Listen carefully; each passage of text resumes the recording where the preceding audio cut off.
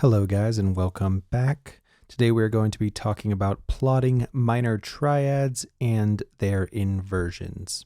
So to plot a minor triad in root position, we want to find the flat 3 and the 5 without going more than 1 fret below or 1 fret above the two root locations. We are going to use this chart at the bottom here, which shows you the fourths. Now, as you guys know, with the NANDI method, we love to use the fourths as references to help us locate the chord tones, which in this case are the flat 3 and 5 chord tones. Let's start with the C shape in the caged shapes. Now, if we were looking to build a C minor chord, our root would be found on the 3rd fret of the 5th A string. From there, we can move a 4th up from 1, which is, of course, 4. 2 frets below the 4 is the flat 3. Now we have to find the 5 on the next string. We can refer back to our chart here and you see that a 4th up from the flat 3 is flat 6. Now using that as a reference, we can locate 5, which is 1 fret down from flat 6. Now let's find the notes of a first inversion minor triad where flat 3 is the lowest note, followed by 5 and then 1. We can refer to the picture that we just used to find the flat 3, 5, 1. A 4th from flat 3 is flat 6. 1 fret down from that is the 5. If you see the chart, a 4th from 5 is 1. Remember that a 4th from any note is always on the same fret on the next string unless we are talking about the G to B strings, which in that case it is 1 fret up. Now let's talk about the second inversion minor triad, which has a 5 in the bass, followed by a 1, and then a flat 3.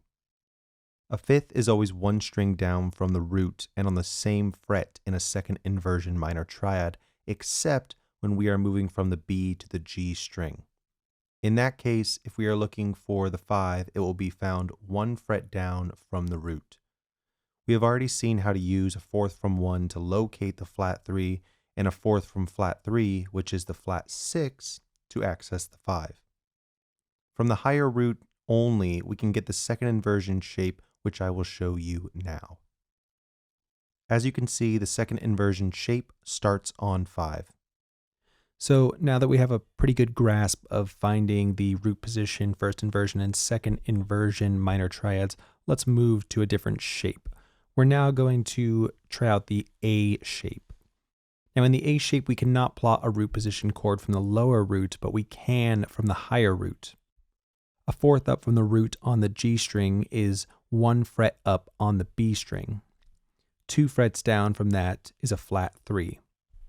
A 4th from flat 3 is flat 6, and 1 fret down from that flat 6 is the 5. Now, starting off here is the G shape in root position. Here is the G shape in first inversion. And you will notice that the G shape in second inversion is not applicable in this case because it goes outside of that 5 fret span. So right now we're only discussing the inversion shapes that fit within the 5 fret span. All right, here is the E shape in root position,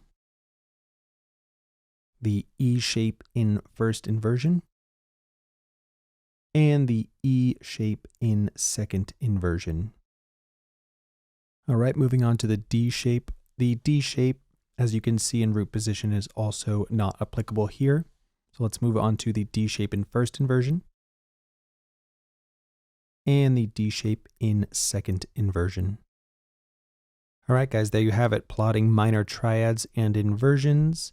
Please make sure to subscribe and check out all of the other videos on our channel. Check out the NANDI method website. Pick up Guitar Intervals Unleashed on Amazon, which I will leave a link in the description for below, as well as the NANDI-Chorder.